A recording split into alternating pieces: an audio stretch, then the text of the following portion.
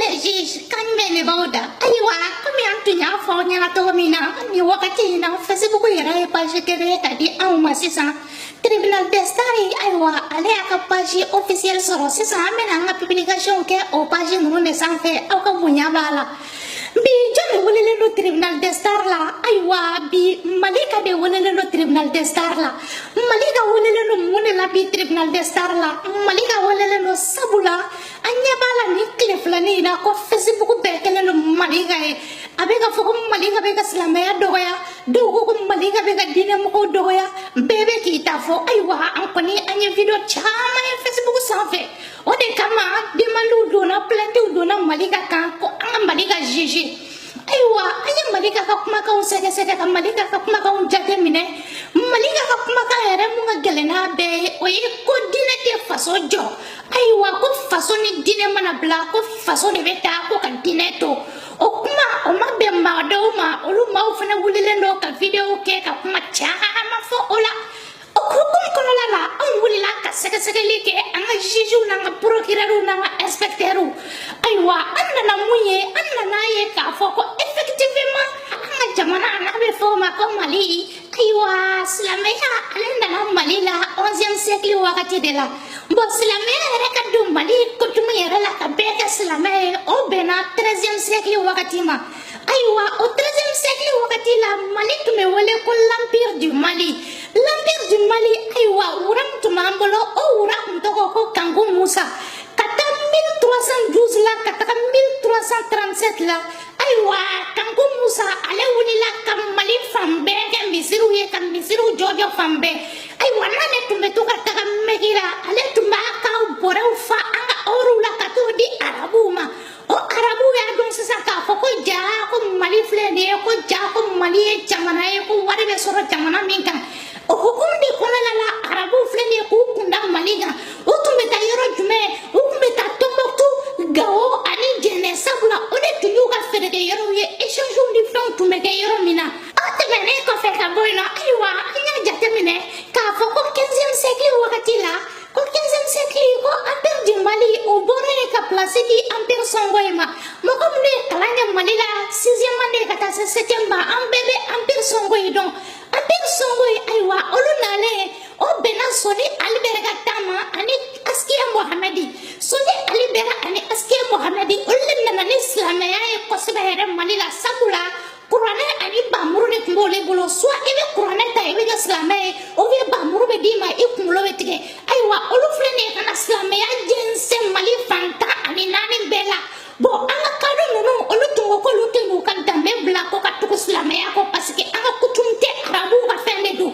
aywa Cheikh Oumar Tall na le de l'empire toucouleur créé bo ale fene na ni jihadi jago ya kibe do islamaya la ou bien abi kantike o de hukum ko la mali clanche ben na ka islamaya fo ka ta ke 90% musulman aywa o histoire temene ko fe ka boye kuma be yero mene bolo sisa ne balima kuma be yero min bolo kuma be de ko est-ce que dine o be se ka faso jo ko faso ane dine no lu dara ko tume de kangata aywa ne be mu fo aw nyana balima dine ani faso manada aywa faso ne be ta sabula faso o ka koroni dine o nana kana anga faso soroyno ni ya jate mine faso ale de be adamandum fara nyogo ga ku ke hukum kele me dine ale de be mani fi fara sabula ni ya jate mine mali kono islameu be chrétien be bolisono be ale ato be mun no de religion na ga olu be nyon soro fenkele mene la sisa olu be nyon soro abe fomuma ko faso abe fomuma ko jamana ambe be nyon soro olela mesalila ni 22 septembre sirande balmau ambe de bebo chrétien atola islamé atola be de bebo ko fete sabula o jamana ka indépendance de o malien de be de kungoy mais ni islamé ka célébrer na ke iba islamé o drone boke ni chrétien ma pagibe iba chrétien o drone boke mais juma de se ka chrétien ni islamé ni animation ni bouddhisme be faranya ka mali kono o faso de aywa drapeau vert jaune rouge o de ban faranya ka ni mami ko dine ko ka sani jamana e o tigi be ka kuma kasora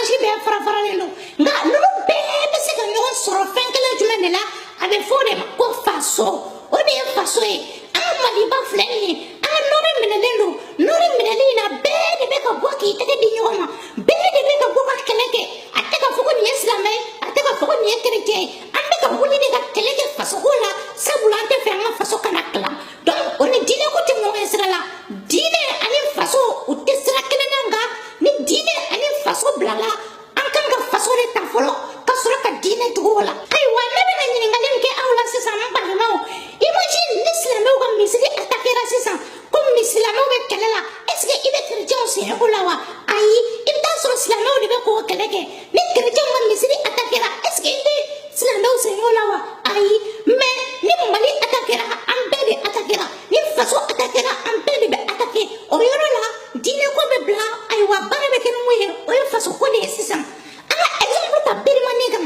silamɛw ni kerecɛnw u bɛ ka ɲɔgɔn kantigɛ u bɛ ka ɲɔgɔn faga an ka exemple ta Centrafrique kan silamɛw ni kerecɛnw u bɛ ka ɲɔgɔn faga u bɛ ka ɲɔgɔn kantigɛ nka ni ninnu silamɛya kun tɛ yen ko kerecɛnya kun tɛ k'a kun ka dan faso ma est ce que u bɛna ɲɔgɔn faga wa est ce que u bɛna ɲɔgɔn kantigɛ wa ayiwa ne balimaw o b'a yira k'a fɔ ko mali ka kuma ni faso ani diinɛ bilala i bɛ faso de ta fɔlɔ ni faso ko banna an bɛɛ bɛ sɔrɔ ka taa n'an ka diinɛ ye sabula faso ale ka kɔrɔ ni diinɛ ye sabula faso ale bɛ diinɛ ɲɛ sabula diinɛ o nana ka na faso sɔrɔ ye ayiwa le juge o b'a yira k'a fɔ ko mali ka jugement verdict il est reconnu non coupable il dit la vérité faso ani religion mana bila faso de bɛ ta.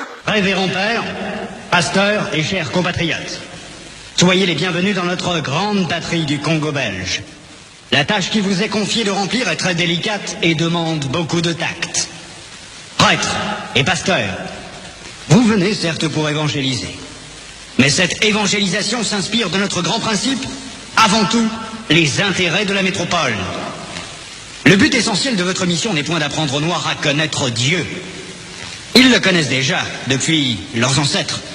Ils prient et se soumettent à Nzambi Mpunu, que je sache, et aussi à Nzambi Mawezi. Ils savent que tuer, voler, coucher avec la femme d'autrui, calomnier, insulter est mauvais.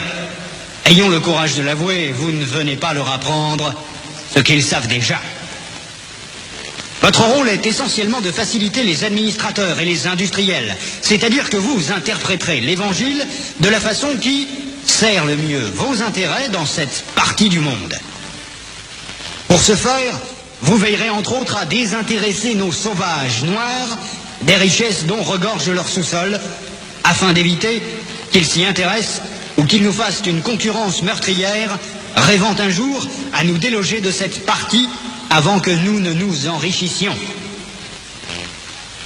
Votre connaissance de l'Évangile vous permettra de trouver des textes qui recommandent et qui font aimer la pauvreté. Par exemple, « Heureux les pauvres, car le royaume des cieux leur appartient. » Il est plus difficile pour un riche d'entrer au ciel qu'à un chameau de passer par le trou d'une aiguille, etc. Vous ferez donc tout pour que les nègres aient peur de s'enrichir pour mieux mériter le ciel. Les soutenir petit à petit pour qu'ils ne se révoltent jamais un jour. Les industriels et les administratifs seront obligés de se conformer à ce que je vous recommanderai, à vous prêtres et pasteurs blancs, de temps en temps, pour vous faire craindre, de peur de courir à la violence, injurier, battre. Il ne faudra pas que les nègres ripostent ou se nourrissent de vengeance. Pour cela, vous leur renseignerez par tous les moyens et vous insisterez pour qu'ils suivent l'exemple de tous les saints qui ont tendu les joues, qui ont pardonné les offenses, qui ont reçu les crachats et les insultes sans tressaillir. Il faudra les décourager et les détacher de tout ce qui pourrait leur donner le courage de nous affronter. Je songe ici spécialement à leurs nombreuses fétiches de guerre qu'ils prétendent ne point abandonner. Votre action doit porter essentiellement sur les jeunes, afin qu'ils n'hésitent point de nous saluer. Quand le commandement du Père est en contradiction avec celui des missionnaires, qui sont les pères spirituels de leurs âmes, vous insisterez particulièrement sur la soumission et l'obéissance, même aveugle. Cette vertu se pratique mieux quand il y a absence de critique. Apprendre aux élèves à croire et non à raisonner. Ce sont là, chers prêtres, pasteurs et compatriotes, quelques-uns des principes que vous appliquerez sans faille. Vous en trouverez beaucoup d'autres dans les livres et textes qui vous seront remis à la fin de cette séance. Vous verrez donc ce que je recommanderais à vous, prêtres et pasteurs blancs. Évangélisez les Noirs jusqu'à la moelle des os, afin qu'ils ne se révoltent jamais contre les injustices que vous leur ferez subir. Faites-leur réciter chaque jour « Heureux ceux qui pleurent, car le royaume des cieux leur appartient ». Convertissez les Noirs au moyen des chicottes. Gardez leurs femmes à la mission pendant 9 mois, afin qu'elles travaillent pour vous. Courtisez-les s'il le faut. Et exigez ensuite à ces convertis qu'ils offrent en signe de reconnaissance des bonnes viandes, poules, coqs et œufs, chaque fois que vous visitez leur village. Faites tout pour éviter que les Noirs ne deviennent riches. Pour ce faire, chantez-leur chaque jour qu'il est impossible à un homme riche d'entrer dans le royaume des cieux.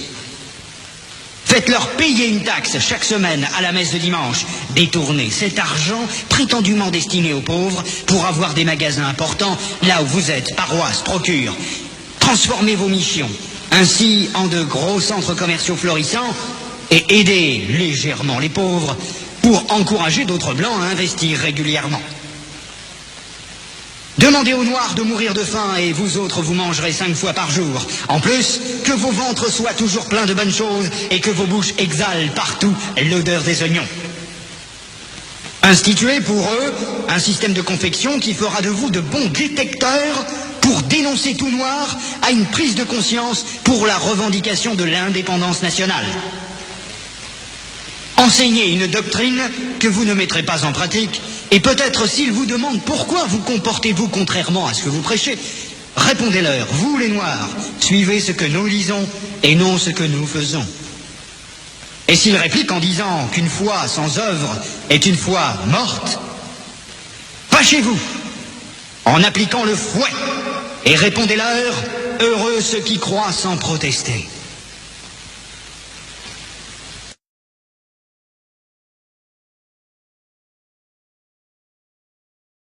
Dites-leur que les statuettes que vous gardez chez vous sont l'œuvre de Satan. Confisquez-les et allez remplir vos musées, ainsi que ceux de Ternérine au Vatican. Faites oublier aux Noirs leurs ancêtres, afin qu'ils adorent les vôtres. Ils ne les écouteront jamais, par exemple, les saintes, la Vierge Marie, Sainte Thérèse, Saint Martin. Faites-leur prier en les mettant à genoux comme pénition. Et obligez-leur à réciter le chapelet 10 fois ou plus. Ne présentez jamais une chaise à un Noir qui vient vous voir. Ne l'invitez jamais. Donnez-lui tout au plus une cigarette. Ne l'invitez jamais à manger avec vous, même s'il égorge pour vous une poule ou un coq, chaque fois que vous arrivez chez lui. Bref, lorsque vous aurez accompli tout cela, notre pays, la Belgique, sera très riche, et c'est plus tard seulement, lorsque les Noirs auront compris que nous essayerons de les aider pour l'amour de Dieu, car on ne réveille pas un chat qui dort. Je vous en remercie vivement, le roi des Belges, Léopold II. Pour en tout cas contribuer modestement à la conscientisation de la jeunesse africaine. C'est ça mon objectif. Donc, surtout que maintenant que je suis à la retraite, j'écris beaucoup à côté de l'animation que je fais des associations.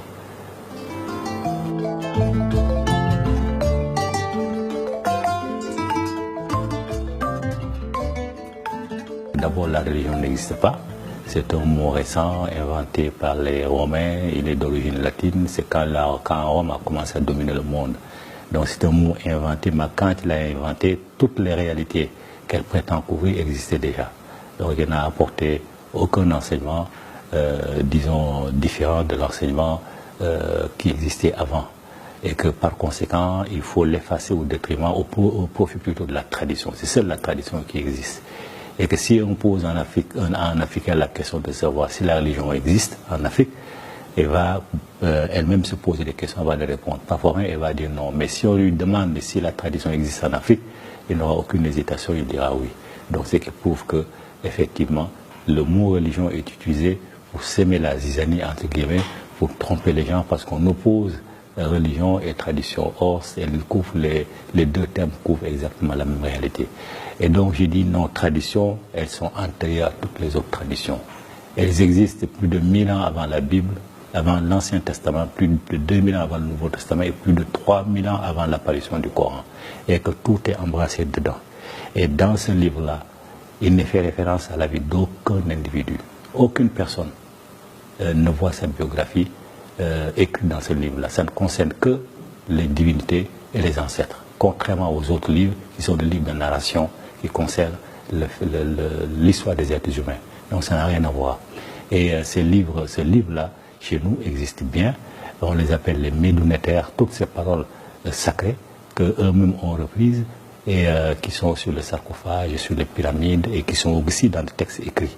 Et une grande partie d'entre ces écrits-là ont été rassemblés dans un livre qui s'appelle vulgairement le livre des morts des anciens Égyptiens, mais le terme exact, c'est le livre de la sortie à la lumière du jour. Ces textes-là existent, ce sont des preuves qui existent, qui montrent que les Africains, avant tous les autres peuples, ont réfléchi à Dieu, ont cerné Dieu dans sa totalité. C'est pourquoi la religion traditionnelle africaine a toujours été imitée, mais n'a jamais été égalée. Le judaïsme s'en est inspiré pour se faire, pour se construire, mais très mal, puisque ces auteurs n'ont pas été formés à la véritable école africaine, parce qu'ils ne pouvaient pas accéder à l'enseignement secret. Le christianisme est venu, s'est greffé sur la Bible pour se faire, l'islam est venu et s'est appuyé sur les deux pour se construire. Donc personne ne peut comprendre le Coran s'il ne dit pas la Bible. Et les musulmans, malheureusement, ont la paresse de faire ce travail intellectuel. Certains pensent même que c'est un péché que de retourner à la Bible. Et ça, c'est dommage. Plus les populations resteront ignorantes de leur véritable tradition, mais plus l'islam va proliférer, va prospérer, et eux aussi, ils vont en tirer avantage, parce qu'il n'y aura pas de contestation.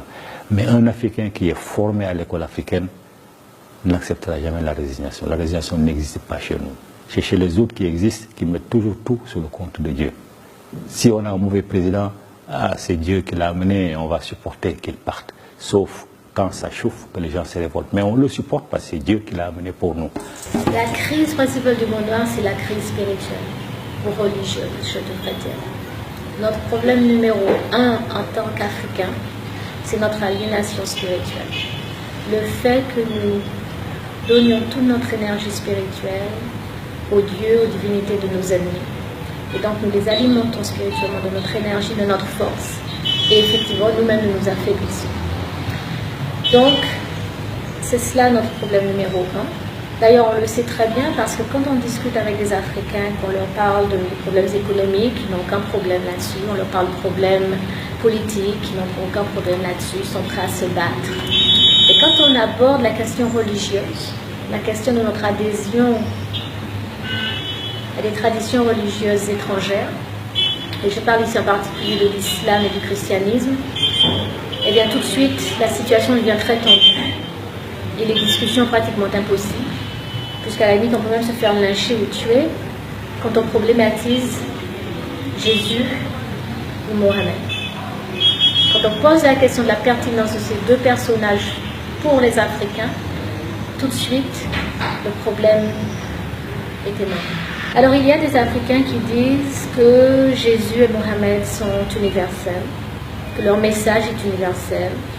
Il y en a même qui remontent à l'Égypte et qui vous expliquent que le christianisme et l'islam sont en fait nés en Afrique et que ce sont donc en fait des traditions religieuses africaines et que par conséquent il n'y a aucun problème à ce que les Africains soient musulmans ou chrétiens.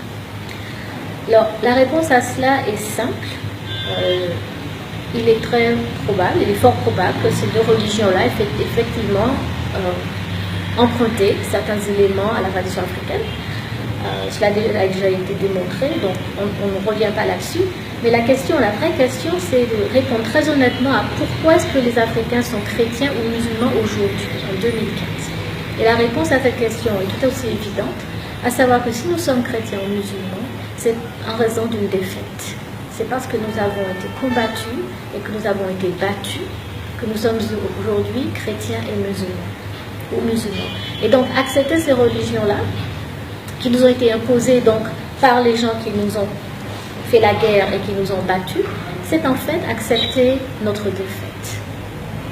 Donc, si l'on est prêt à se résigner à ce statut, qu'on le dise honnêtement, mais qu'on ne cherche pas à embellir l'affaire sous couvert d'universalité. Il n'y a rien d'universel au christianisme, il n'y a rien d'universel à l'islam.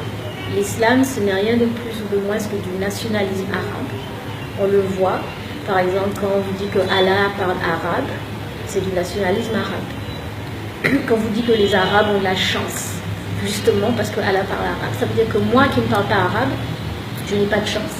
Je ne suis pas cette relation privilégiée avec Allah. Et c'est bien vrai, puisque je ne suis pas arabe, je ne veux pas, je ne tiens pas à avoir de relation privilégiée avec Allah.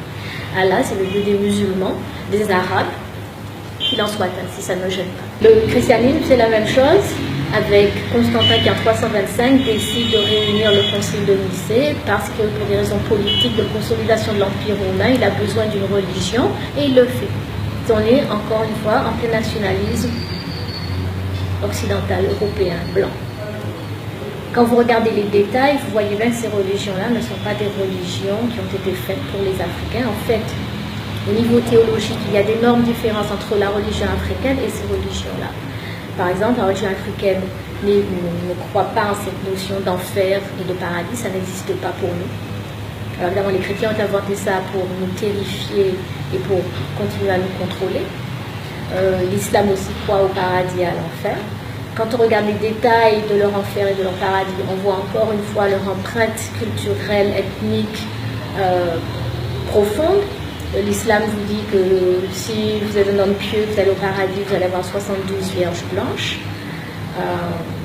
Je me pose la question de savoir si les musulmans noirs, si leur rêve, c'est de passer l'éternité à copuler avec des femmes blanches.